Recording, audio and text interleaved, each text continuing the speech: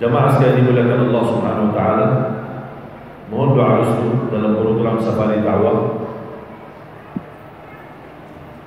Dan alhamdulillah program kami sangat didukung oleh para asatiz, para kiai, para hufaz, para dai. Program mencetak 1 juta penghafal Al-Quran untuk Indonesia. Cita-cita saya, insya Allah setiap masjid di Indonesia memiliki imam penghafal Al-Quran 30 juz.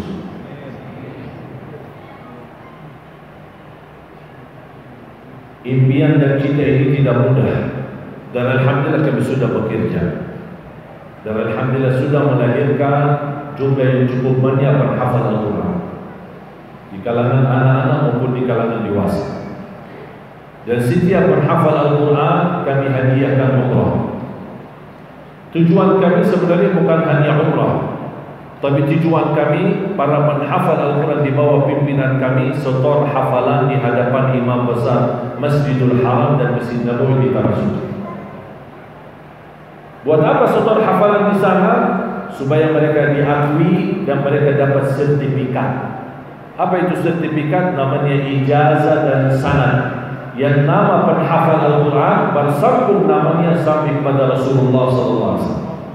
Jadi bukan namanya menjadi turunan darah Nabi Muhammad, tapi menjadi keturunan Al-Quran dari Nabi Muhammad SAW. Dan insya Allah kita akan untuk mewujudkan program ini sudah alhamdulillah jalan. Baru saja kemarin pas Ramadan kita telah meresmikan pesantren menjadi pusat. Walaupun sudah ada pesantren di Jakarta, ada rumah tahfidz di beberapa daerah, dan menjadi pusat di Cipanas, di Puncak, di Jakarta Barat atau di Jawa Barat di sana. Dan alhamdulillah ada beberapa rumah tahfidz di beberapa titik di Jawa, Jawa Tengah, Jawa Timur, dan insya Allah pun di Riau. Kita insya Allah akan membangun 100 markas, 100 pesantren yang akan menjadi gerakan di setiap titik daerah, menjadi gerakan untuk mencetak 1 juta penghafal Al-Quran. Saya selalu berdoa, ya Allah, aku mohon jangan cabut nyawa saya sampai saya bisa melihat dengan mata saya sendiri 1 juta penghafal Al-Quran sudah tambah. Karena saya percaya dengan kekuatan Al-Quran, mereka lah yang akan mampu merubah nasib Indonesia menjadi lebih baik. Kalau Turki memiliki presiden yang berani meresmikan masjid di negara Inggris dan membaca Al-Quran sebagai pembuka acara oleh presiden Turki membaca Al-Quran, insya Allah akan datang satu masa dari 1 juta penghafal Al-Quran yang akan menjadi pemimpin negeri kita Indonesia.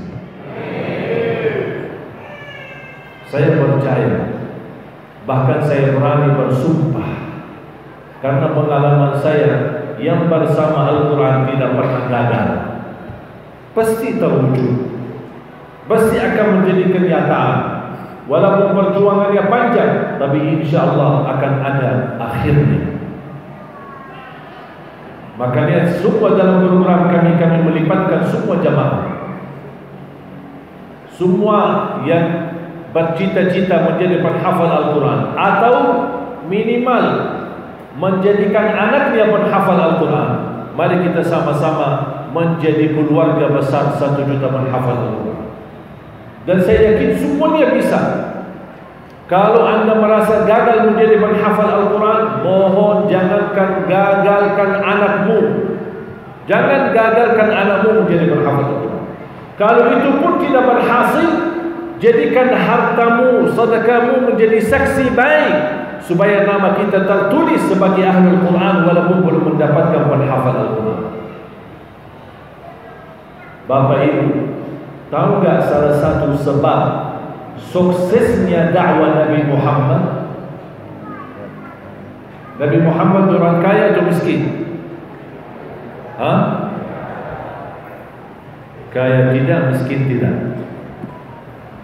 Nabi Muhammad tidak kaya, tidak miskin.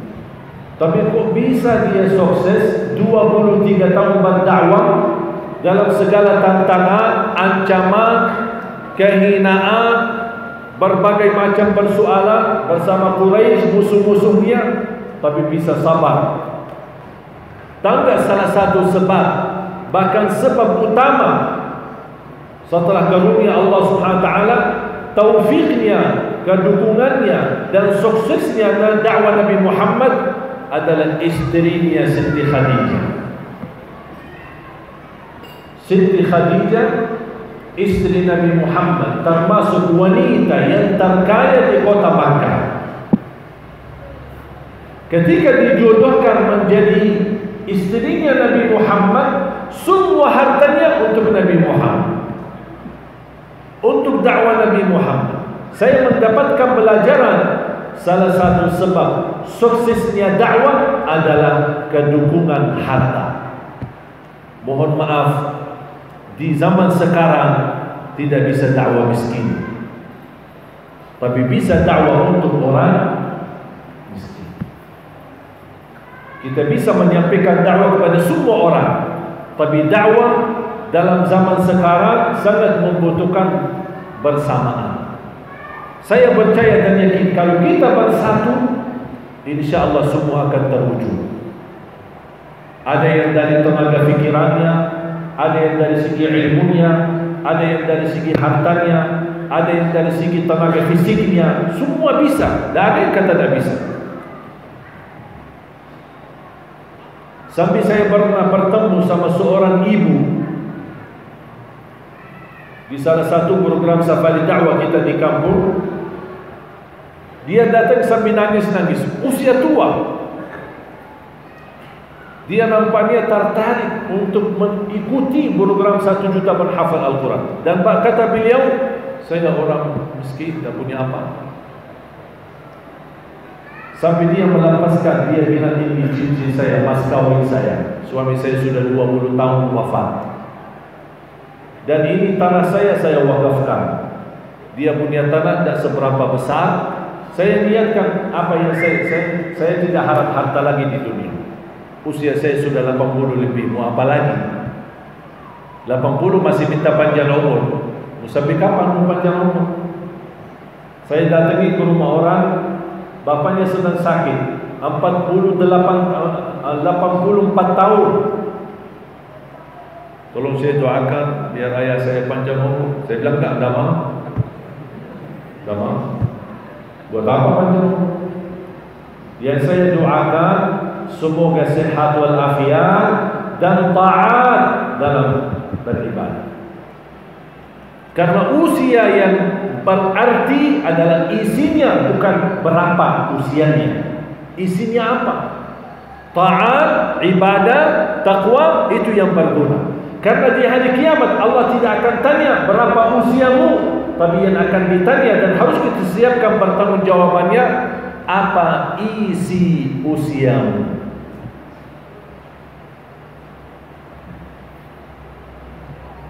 Kalau Nabi Muhammad dakwahnya cuma 23 tahun, usianya 63, tapi yang bisa dikatakan berdakwah dan membawa Islam hanya 23 tahun. Tapi bayangkan keberkahan 23 tahun lebih berkah dari 40 tahun yang duluan. Dan 23 tahun menjadi sebab yang bermakna, berisi, menjadi dakwah sampai tersebar di muka bumi. Siapa sekarang tidak kenal Islam di seluruh dunia?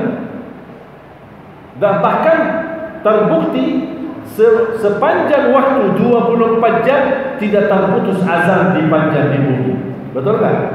Tidak terputus azan. Terus 24 jam. Selesai di sini, nyambung di sini, nyambung negara lain, nyambung negara lain, sampai di seluruh bumi.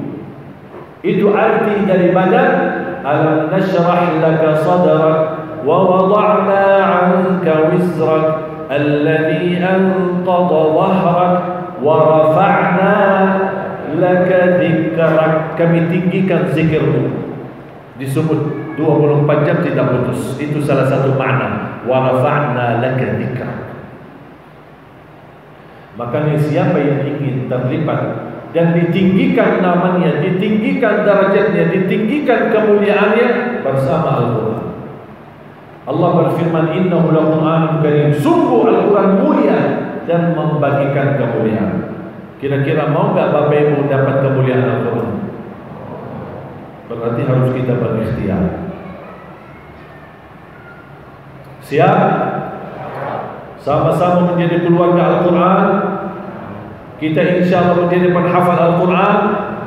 Paling tidak kita mendukung program Al-Quran. Mana yang terbaik untuk Al-Quran, insya Allah segala perjuangan kita, segala kemampuan kita, berapapun kemampuan kita, insya Allah semuanya menjadi saksi baik di hadapan Allah Subhanahu Wa Taala. Dan selalu khususnya untuk ibu-ibu, saya selalu berkata kepada ibu-ibu, lebih baik ikhlas, banyak ikhlas daripada sedikit tidak ikhlas. Setuju ibu? Lebih baik banyak ikhlas daripada. Saya sering bisikan ibu, dibilang, udah apa-apa sedikit tapi ikhlas. Itu boleh, tapi sekarang itu tahun 2019. Sekarang tahun 2000, harus semuanya berubah. Apa yang harus dirubah? Salah satunya lebih baik banyak ikhlas daripada sedikit tidak ikhlas. Mudah-mudahan bisa menjadi salah satu, barangkali infak sedekah Bapak Ibu di Riau ini, mudah-mudahan menjadi salah satu sebab menjadi saksi baik mendapat syafaat di Al-Quran di tanah Riau ini. InsyaAllah terbangun markas Al-Quran yang menjadi sebab ikhtiar dan wasilah untuk mencetak 1 juta penghafal Al-Quran. Mungkin besok kita meninggal dunia, yang hanya sampai kepada kita adalah pahala perjuangan kita, dan kuburan kita menjadi rawdatun min riyadil jannah, taman dari taman surga, dan malaikat pun akan membawa cahaya berkah sedekah kita. Amin ya rabbal. Mudah-mudahan semua para hadirin diangkat oleh Allah derajatnya, dimuliakan di dunia dan di akhirat, diberikan kemuliaan menjadi ahlul Quran, para pencinta Al-Quran, berakhlak-akhlakul Quran. Ya Allah, menyerahkan kepada kami dan keturunan kami menjadi ahlul Quran. Ya Allah, jadikan kami semua mendapatkan syafaatnya Al-Quran. Jadikan segala kemampuan kami, harta kami, sedekah kami, zakat kami menjadi bermanfaat, berguna untuk negeri kami, membawa program Al-Quran, membawa keberkahan Al-Quran di bumi Indonesia.